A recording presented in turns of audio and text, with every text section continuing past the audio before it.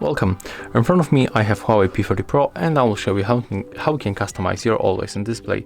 Go for the settings, find home screen and the wallpaper, tap on the Always On display and then click on the switcher to turn it on. At the first we can change the display style. So as you can see here we got a lot of different themes that we can actually set up. Here we got also some kind of the graffiti. Then we got some kind of the artistic AOD, the normal digital and the analog clock. I'm going to pick this one, for example. Here we can also change the theme of the widget and the color. You can also pick your own. We can show date and the notifications and the battery. I'm going to apply this one.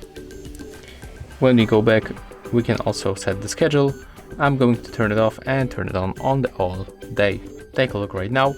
When I'm going to turn off the screen, here we got our customized Always On display.